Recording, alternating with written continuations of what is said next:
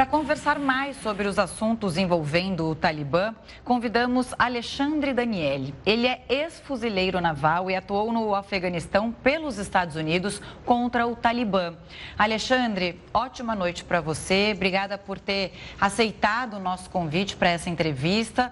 Bom, você ficou 8 meses no Afeganistão, se não me engano, no momento em que o grupo fundamentalista não estava no poder, mas comandava algumas regiões. Então, eu te pergunto, como era combater o grupo? Quais foram as suas experiências? O que você pode dizer num paralelo ao que a gente está vendo hoje? Então, muito obrigado aos amigos aqui do JR News. Então, em 2010 e 2011 foram os anos bem difíceis em combate ao Talibã na região, na fronteira com o Paquistão e com o Irã. Foi quando eu estava lá, junto com os fuzileiros navais, os US Marines, e o povo tinha muito medo. O medo estava, assim, lacrado na alma e no coração de todo o povo afegão.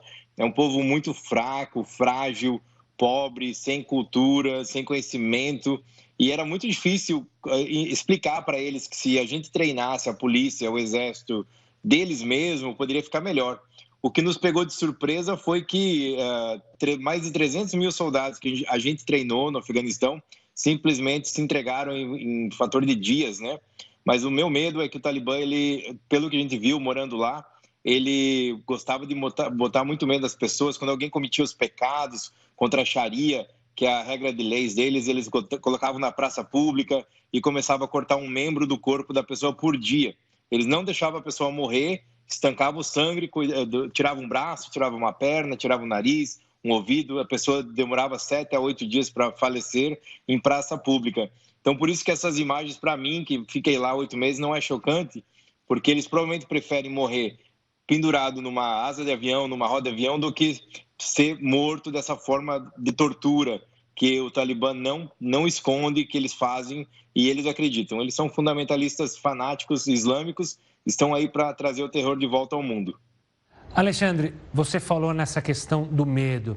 O presidente americano Joe Biden, no seu discurso após aquelas cenas essas que você mencionou do avião da Força Aérea Americana deixando Cabul, cita que o povo afegão não quis ir para a guerra e ele não poderia deixar americanos lutando por uma guerra que não era dele.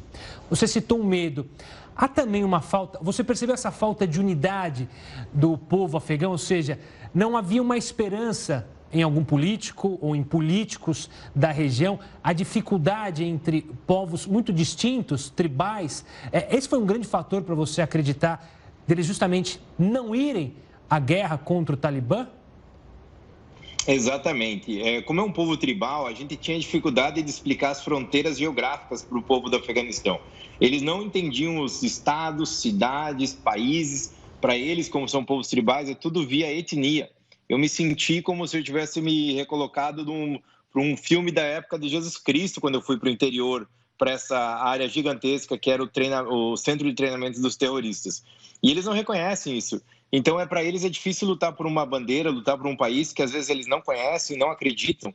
Então, acho que esse foi o grande fator. A gente talvez não conseguiu passar autoestima, não conseguimos ensinar coragem para o povo lutar. Eu costumo comparar com o PCC no Rio e São Paulo, né? Que às vezes a gente pensa, poxa, por que o pessoal não se revolta e vai contra o crime organizado no Brasil? É a mesma questão, por que o afegão não vai contra o crime organizado, contra o Talibã lá no Afeganistão?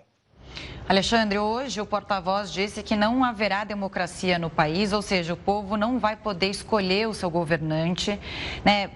Cada vez mais, isso em pouco tempo a gente já percebe essa violência no tratar a população. Agora, o que o povo afegão falava sobre a saída dos militares americanos do país? O medo, como você relatou, sempre esteve presente na população. E o que você sentiu ao ver essa desistência dos militares, né? Você falou que foi pego de surpresa. Você acha que pode ter sido uma ordem que veio de cima ou é aquela coisa de recuar mesmo porque não tem mais jeito, o Talibã ia chegar ao poder de qualquer forma? Então, eu acho que foi um pouco desse medo enraizado, né? Esse medo que eles têm de 96 a 2001 ficou muito enraizado na alma e no coração do povo afegão. A minha opinião, pessoal, talvez isso tenha acontecido. A gente estava lá tentando incentivá-los, treiná-los, né, para melhor acudir o seu povo. Eu fiquei até um pouco esperançoso, há uns 2 dias atrás, o porta-voz do Talibã falou em amigável, falou em moderado, mas pelo visto eles não vão conseguir fazer isso, né? Eu até penso que a retirada das tropas, não só dos Estados Unidos, lembrando que tinha 17 países nessa guerra, foi porque a opinião pública era contra a guerra, contra a invasão, né? Então os políticos do Ocidente foram ouvindo a opinião pública. Aí você retirando as tropas, agora você trouxe a tortura e o terrorismo.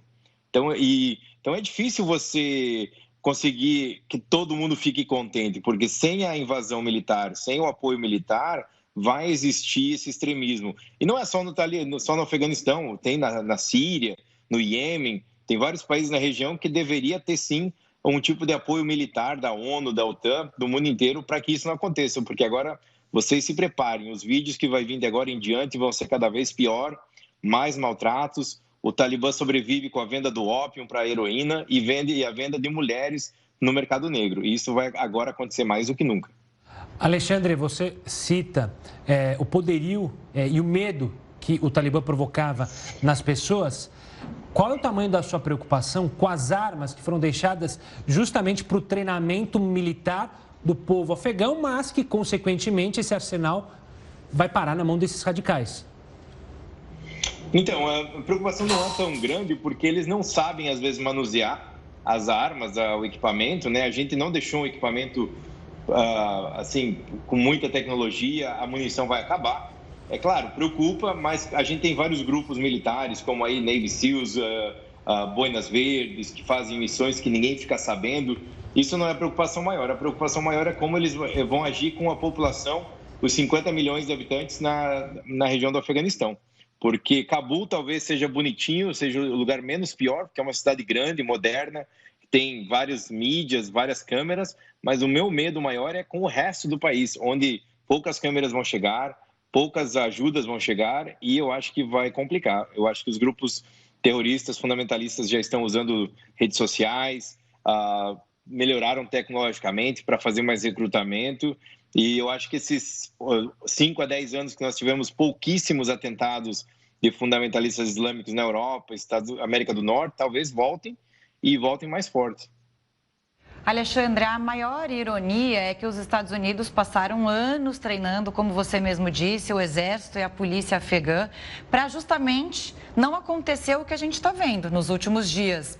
Apesar de ter ficado 20 anos no Afeganistão, você considera essa missão americana um fracasso? Não é um fracasso, porque o que tinha que ser feito de treinar, ensinar, levar, pegar na mão, fazer junto, foi feito. Agora é que nem um filho você cria e uma hora você tem que deixar esse filho sair de casa e tentar andar sozinho. Agora, isso não pode ser refletido na culpa da OTAN, porque tudo que poderia ser feito foi feito. Criamos escolas, clínicas, né, várias redes, levamos internet para o país todo, eletricidade. Eu acho que não foi, a falha maior foi do povo afegão que não conseguiu se defender. Infelizmente, era algo que estava fora do nosso poder, era essa vontade deles de lutar contra o Talibã. Alexandre, muito obrigado pela sua participação aqui conosco, por essa conversa, infelizmente, para falar de um tema nada agradável. Um forte abraço e até uma próxima.